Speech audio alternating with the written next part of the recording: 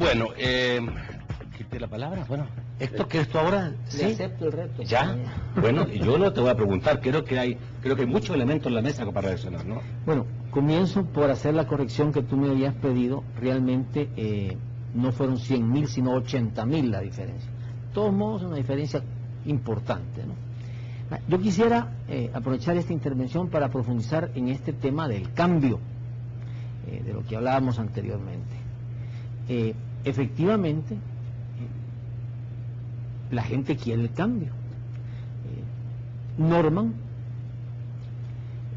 planteó eso y ganó la elección en Salvador con el cambio. Ahora, decía Paolo, cuando tú planteas el cambio hay que evitar aterrizarlo, porque en la medida que planteas el cambio y no dices qué es lo que vas a cambiar y muchísimo menos cómo lo vas a cambiar, todos se sienten aludidos y todos pueden entender que sí.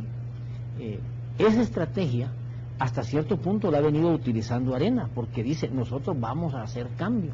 Pero ahí se han encontrado, por lo menos hasta ahora, con un problema fundamental, que es la poca credibilidad que eso les merece por todos los 20 años que han gobernado. Y sí, nosotros vamos a hacer cambio frente a la violencia en el país. A mí y al ciudadano común y corriente se le hace difícil todo lo pensar, darle credibilidad a ese cambio, porque es un antecedente demasiado fuerte, demasiado aplastante. Y te quiero corregir en algo. Obama, que fue el ejemplo que tú pusiste, si bien es cierto que no llegó a los específicos, pero en lo sustantivo, dijo, frente al capitalismo no regulado del presidente Bush, yo voy al Estado, tiene que intervenir y regular más. Claro, no le puso nombre, apellido, color de la... no, pero le dio orientación, le dio una línea, una guía. Y eso creo yo que es la clave en este periodo que falta. Coincido en una cosa, el gran reto para el FMLN, pero sobre todo el gran reto para Mauricio, es concretizar el cambio de forma tal que se vea atractivo, así como lo fue atractivo el Metrobús de Norman, que paseó por las calles de San Salvador en el último día de su elección y que despertó interés. Tiene que encontrar cuál es el Metrobús que despierte interés en los electores para darle cierta concreción al cambio. Tiene la inmensa ventaja sobre Arena, que tiene mucho más espacio de credibilidad. Tiene que además hacerse de los mecanismos que le permitan desactivar el miedo, y en eso, Dagoberto, es donde quiero relativizar lo que tú decías. Funes ha insistido mucho en su relación con empresarios, ha insistido mucho en su capacidad de diálogo con el poder económico, incluso ha puesto ejemplos. Yo creo que eso tiene un objetivo también. El objetivo es desactivar, ejemplificar, si querés, trasladar la visión de que su gobierno va a ser un gobierno que tiene capacidad de entenderse con el poder económico.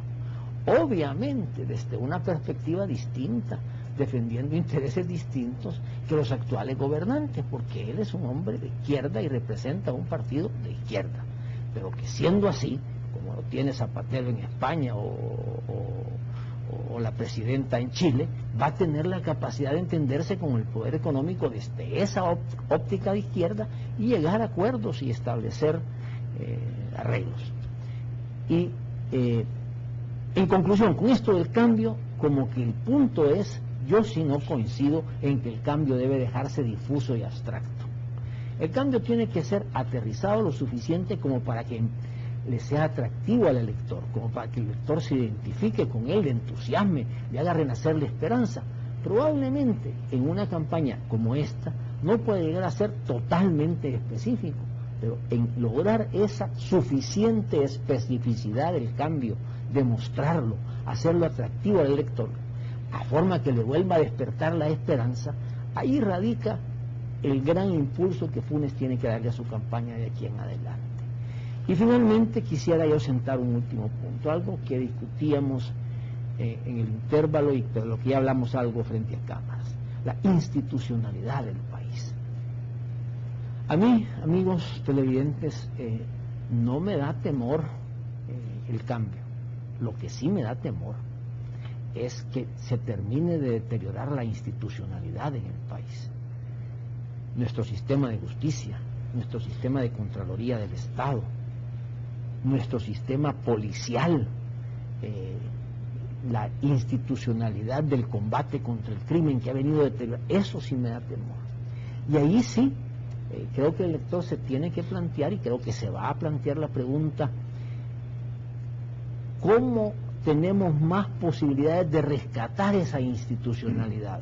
¿Por el camino que veníamos o en un giro buscando una alternativa política distinta en el Ejecutivo? A mí la institucionalidad sí es una cosa que me preocupa. Probablemente, más allá de los resultados de la elección presidencial, lo más importante para el rescate de la institucionalidad sea el diálogo que después de la elección presidencial pueda desarrollarse entre las dos grandes fuerzas políticas del país, entre Arena y el FMLN. Pero es en la campaña presidencial en que deberíamos de poner a prueba esa capacidad de diálogo.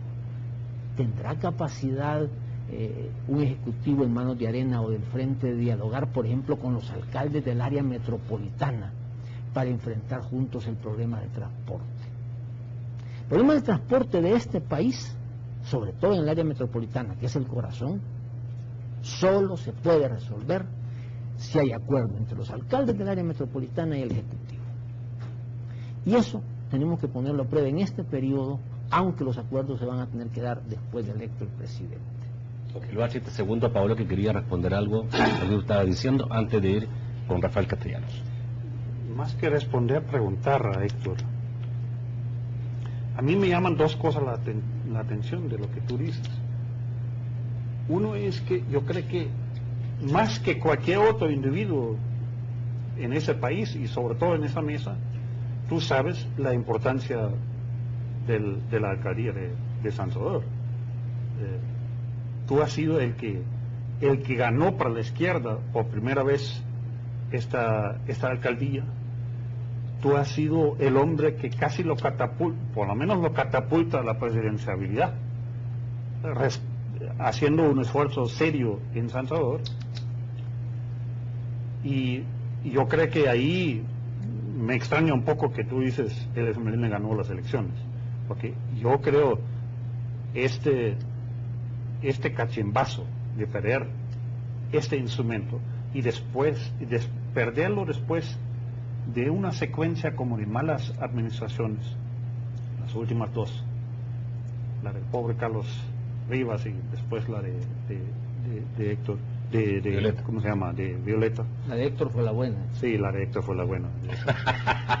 Vaya, y la otra cosa es que también tú, más que todos nosotros, y más que muchísima otra gente que ahorita están como un poco coqueteando con la idea del cambio en manos del FMLN, por Dios, Héctor, si esto fuera factible con el FMLN así como está, a lo mejor vos serías presidente de la República, pues. Yo creo que vos personificás la experiencia de lo que Mauricio está proyectando que quiere hacer, es imposible con el FMLN. Yo creo que tú deberías reflexionar eso también. Había razones que vos no fuiste al final candidato del FMLN, había razones que vos tuviste que salir del FMLN, y no es tan fácil desde esta experiencia que tú dices o insinúas que tienes más confianza en una concertación, en un diálogo constructivo en favor de la institucionalidad del país, más confianza que lo puede hacer el FMLN que lo puede hacer Arena. Ok, ¿quieres responder? Esta piedra así breve. Cuando me presten la guitarra. Yo voy ¿Por qué contigo no le después. prestamos la guitarra, Sí, Rafael? ¿no Porque querés la responder? respuesta va a ser larga. ¿Va a ser larga o qué?